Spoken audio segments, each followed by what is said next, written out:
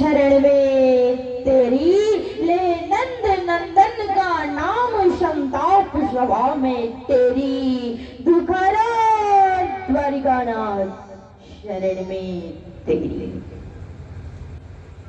जो ही संत की भ्रिकुटी बदली और जो ही देवी द्रौपदी संत को देखी हाथ उठा दी, और जो ही हाथ उठाई कि भगवान छलांग लगाए और दौड़ने लगे। कहाँ रहे बहन के लाज को बचाने के लिए। इधर भगवान को बहुत उल्टा सीधा बोला है और चिल्ला चिल्ला करके रो रही है कि अइला ना भैया का भैला, पगड़िया डूबत पाटे पिता की।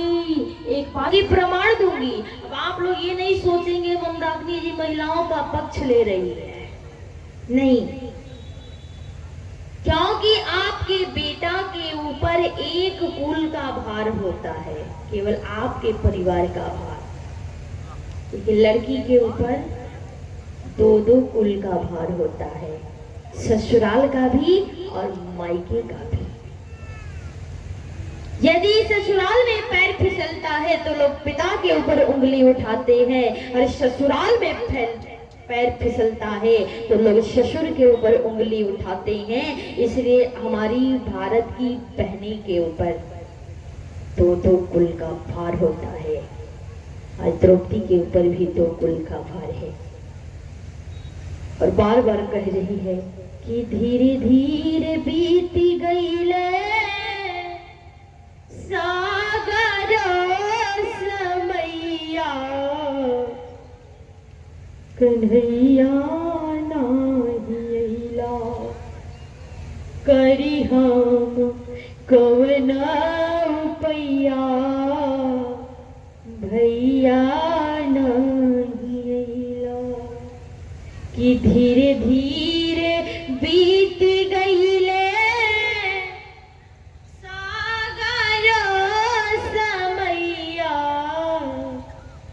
कन्हैया नाही अइला, करी हम कवना उपैया, भैया नाही अइला।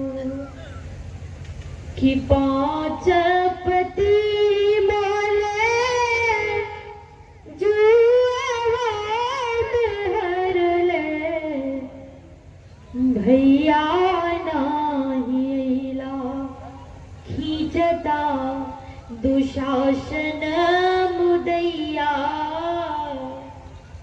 कन्हैया नाही अइला। तो भगवान रास्ते में है, उधर से आ रहे हैं, और एक बात बता दो, हमारी भारतवर्ष की महिलाएं ध्यान देंगी। माता दी एक भाई को एक बहन चार चार समय पे याद करती है, वैसे तो भूलती कभी नहीं है, लेकिन विशेष याद चार समय पे। कब कब? सर्वप्रथम जिस दिन गोधन बाबा को हम लोग कूटते हैं, भैया दूज जिसे कहा जाता है, भैया दूज के दिन बजड़ी मिठाई खिलाने के लिए एक बहन अपने भाई को याद करती है। दूसरा, सावन के पूर्णिमा के दिन भाई के कलाई में राखी बांधने के लिए एक बहन भाई को याद करती है। तीसरा, जब बहन अपने बेटा या बेटी का विवाह करती है तो उस विवाह में इमली घोटाने के लिए, आप लोग जाते हैं? बहुत बढ़िया, जाना चाहिए। कहाँ भाई इमली घोटाने के लिए जाता है? 3 अवसर हो गया ना, रक्षाबंधन, भैया दूज और इमली। और चौथा, जिस दिन पति कंधे में हाथ लगा करके घर से बाहर निकाल देता है, उस अवस्था में यदि एक लड़की किसी को याद करती है तो भाई ही होता है।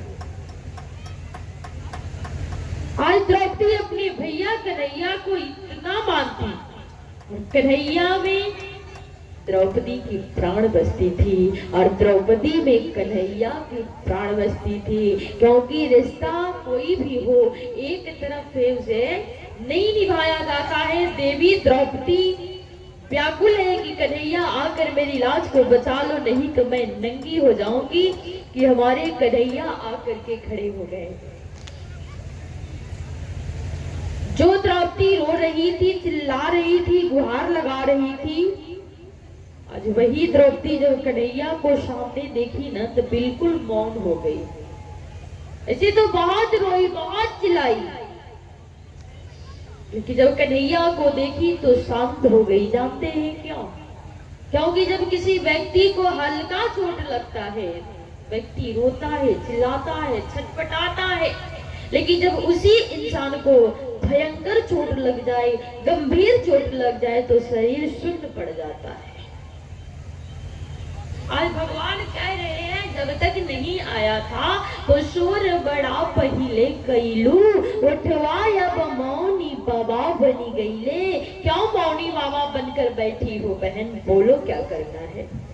द्रौपदी बोली, जब आ ही गए हो तो अब हमको क्या बोलना है, जो करना है करो। दुशासन साड़ी को खींच रहा था। कन्हैया बोले कि रे दुशासन, आज ज्यादा कुछ तुम्हारे सामने नहीं कहूंगा, लेकिन एक शर्त रखूंगा। कहा क्या? कहा शर्त यही रखूंगा कि हमारी बहन द्रौपदी के शरीर की बात छोड़ दे। कहा तो? कहा शरीर में पैर की बात छोड़ दे, पैर की उंगली की बात छोड़ दे। यदि बहन की नाखून भी नंगा कर दोगे ना तो द्रौपदी को हार मान जाऊंगा, चला जाऊंगा यहां से। केवल नाखून नंगा करके दिखा दे।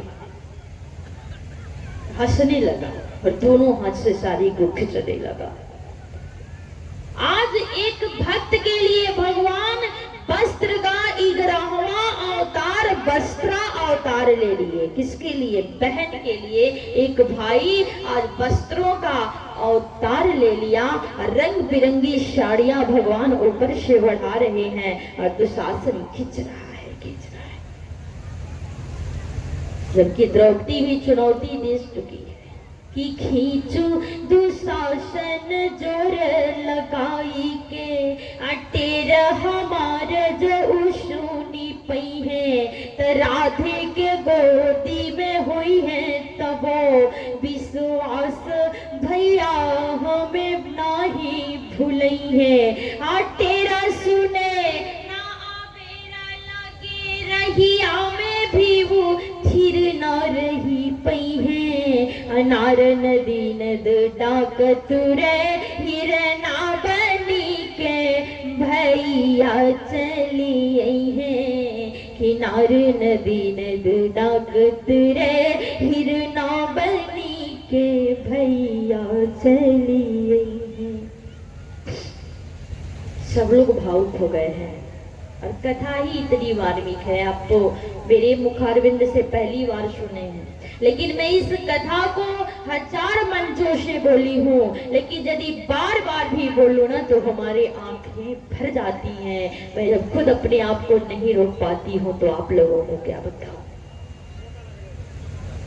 आज हमारे परमात्मा साड़ी बढ़ा रहे हैं, दुशासन खींच रहा है। अब बैठ के खींचा, अब वो खड़ा होकर खींचा, फिर हार गया तो बैठ गया, और जब बैठ कर के खींचते खींचते हार गया तो लेट गया। लेकिन इतना साड़ी भगवान क्यों बढ़ा रहे हैं?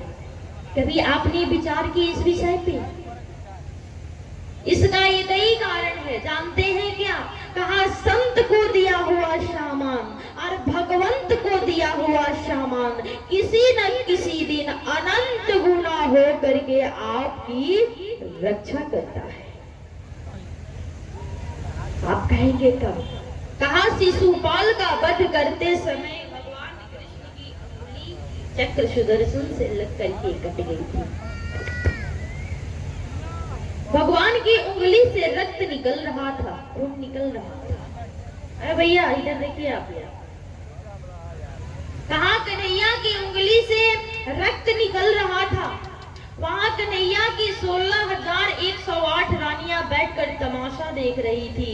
कोई कन्हैया के हाथ में पट्टी करने के लिए नहीं आई, सब एक दूसरे को देख रही है कि कौन जाए कौन जाए। लेकिन धन्य हो देवी द्रौपदी, द्रौपदी उस सभा में बैठी। वहां देवी द्रौपदी अपनी साड़ी के आंचल को उठाई और उठार करके फाड़ दिया और फाड़ करके कन्हैया की उंगली में पट्टी बांध दी। भगवान वहां पे रो पड़े हैं और भगवान कहे, द्रौपदी, एक स्त्री का आंचल सुहाग होता है और तूने मेरे लिए अपने आंचल को फाड़ा है, अपने सुहाग को फाड़ा है, आखिर क्या?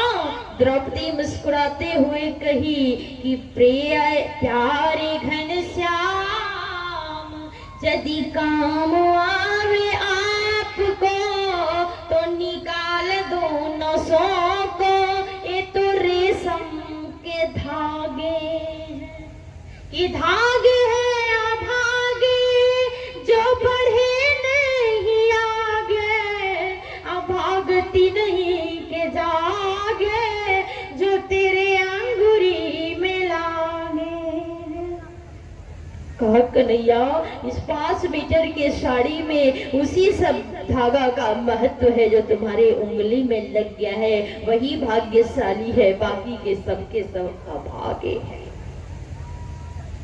वही कन्हैया प्रतिज्ञा किए हैं कि जाओ बहन, आज तूने अपने भाई के लिए अपना सुहाग फाड़ा है, अपना आंचल फाड़ा है, तो ये तेरा भाई किसी न किसी दिन इसको अनंत गुना करके तुम्हें वापस करेगा। आज भगवान कह रहे हैं कि आंचल फारक तू बांध लो, अब ही अंगूरी में निशान पड़ावा, भैनी तोहार बड़ा रीनिया कर जा, अब ही पड़ा के पड़ावा। और आज भगवान कन्हैया द्रौपदी के लाज को बचाने के लिए वस्त्र का अवतार लिए हैं और 10,000 हाथियों का बल वाला दुशासन खींच रहा है, लेकिन द्रौपदी को नंगा नहीं कर पाया। ये तो भगवंत को दान दी थी, लेकिन संत कौन है जिस संत को देवी द्रौपदी ने दान में दिया था? कहा दुर्वासा जी का नाम आप लोग सुने होंगे। दुर्वासा जी प्रतिदिन गंगा स्नान करने के लिए जाते थे, प्रतिदिन अपने शिष्यों के साथ। दुर्वासा जी जब स्नान करने के लिए जाते थे ना, तो इधर से द्रौपदी भी अपने सखियों के साथ स्नान करने के लिए जाती थी और दुर्वासा जी का आशीर्वाद लेती थी और फिर स्नान करती थी। एक दिन की बात है कि देवी द्रौपदी स्नान करने के लिए गई तो रास्ते में दुर्वासा जी को नहीं पाई, तो सोची शायद मैं लेट हो गई हूँ, इसलिए संत भगवान का दर्शन मैं नहीं कर पाई। नदी के पास गई तो क्या देखी, दुर्वासा जी नदी के बीचों बीच में खड़े थे। क्यों? कहा कि स्नान करते करते नदी के तेज धारा में दुर्वासा जी की लंगोटी पानी में बह गई थी और निवस्त्र थे तो बाहर नहीं निकल रहे थे। देवी द्रौपदी सती नारी थी और अपने सतीत्व के बल पे समझ गई और अब जो साड़ी अपने लिए पहनने के लिए लेकर गई थी उसकी एक लंगोटी बनाई और पानी में बहा दी, लेकिन समय खराब था, दुर्वासा जी के हाथों वो लंगोटी नहीं लगी। दूसरा बनाई, तीसरा बनाई, चौथा बनाई, ऐसे करके 7 लंगोटी बनाई और 6 लंगोटी दुर्वासा जी के हाथों नहीं लगी। 7वीं लंगोटी ना करके दुर्वासा जी के हाथों लगी और दुर्वासा जी पहन करके बाहर आए और जब देवी द्रौपदी को देखे तो देवी द्रौपदी के सामने हाथ जोड़कर दुर्वासा जी कहे, बेटी आज तूने एक संत को एक लंगोटी दान में दी है, तो खुश रहो। कहा बेटी एक संत को तूने आज लंगोटी दान दी है, तो जाओ ये एक बीता की लंगोटी किसी न किसी दिन अनंत गुना होकर तुम्हारी रक्षा करेगी। और आज ये संत का और भगवंत का दोनों का दिया हुआ आशीर्वाद द्रौपदी को फल गया और भगवान के सामने दुशासन हार गया और द्रौपदी जीत गई। बोलिए श्री वृंदावन बिहारी लाल की। आज हमारे भगवान अपनी बहन की रक्षा कर लिए। तो आज लिखता है कभी, क्या है माता जी आपको आइए कि निरभया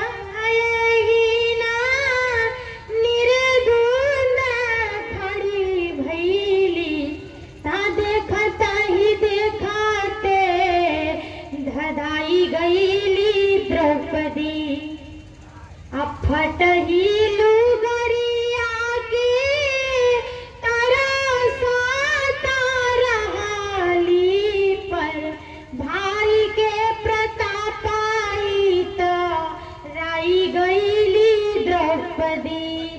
साड़ी पर साड़ी पर साड़ी पर साड़ी पर साड़ी पर साड़ी देखी साड़ी आगे मारी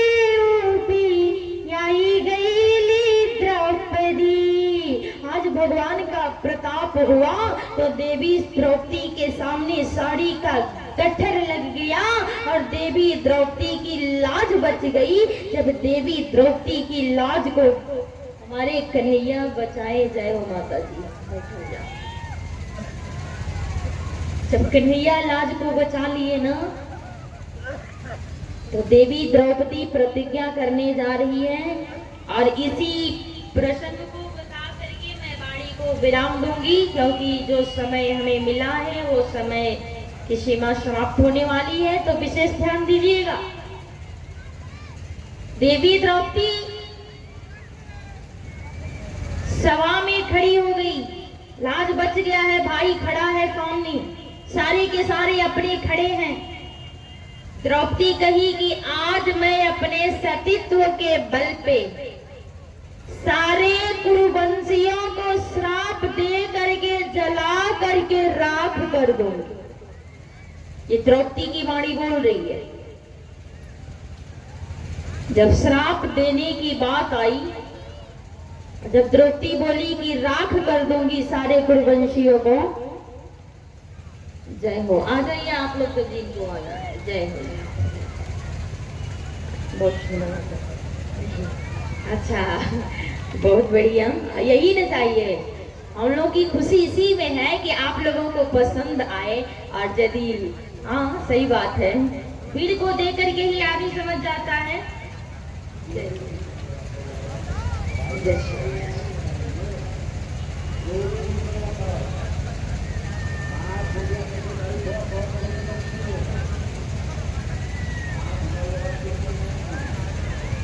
धीरे धीरे उतरिएगा, सीढ़ी पतला है। आइए दो बार कीर्तन किया जाए। श्री राम जय राम जय जय राम, श्री राम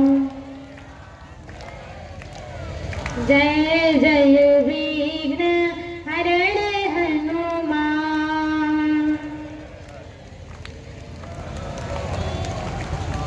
द्रौपदी खड़ी है और कह रही है सारी कुरुवंशियों को जला करके राख करूंगी। भैया ध्यान देना, गंधारी उठ करके खड़ी हो गई। वाह, जो आंखों पे पट्टी बांध करके बैठी थी, गंधारी उठकर खड़ी हो गई और उठ करके बोली, बेटी द्रौपदी श्राप मत देना। वाह, जब बेटी नंगी हो रही थी तो नहीं बोली कि रे कुपुत्रों, अपनी माता तुल्य भौजाई को नंगा न करो।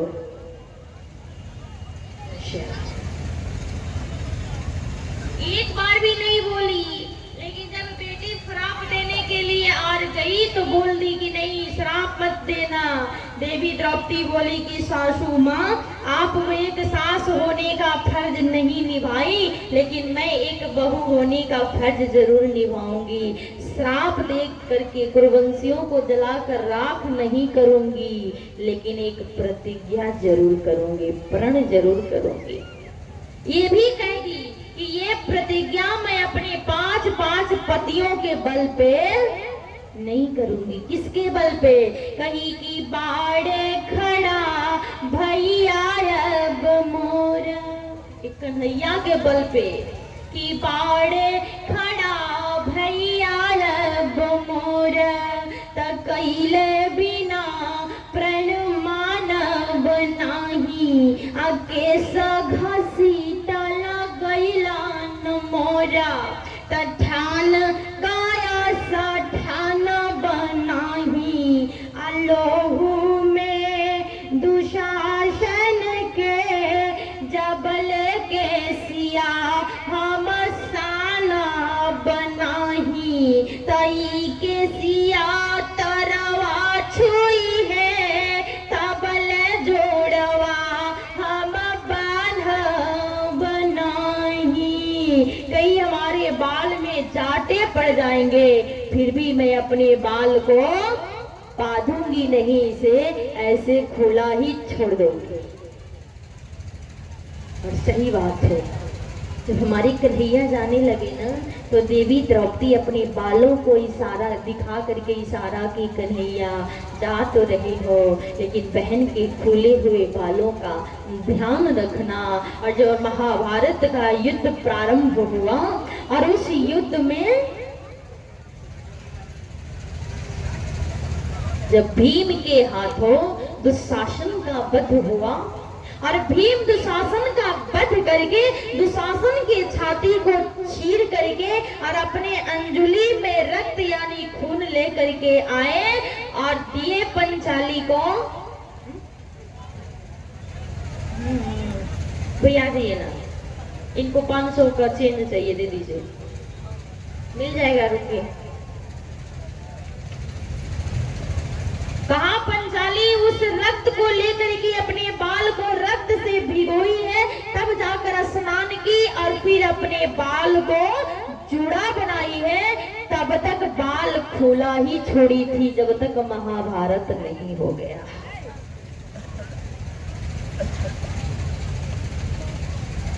जय श्री राम। इसलिए कहा जाता है कि रामई केवल प्रेम प्यारा, जान ले हो जो जान निहारा, सब कर मत खगनायक एहा, करी राम पद पंकज।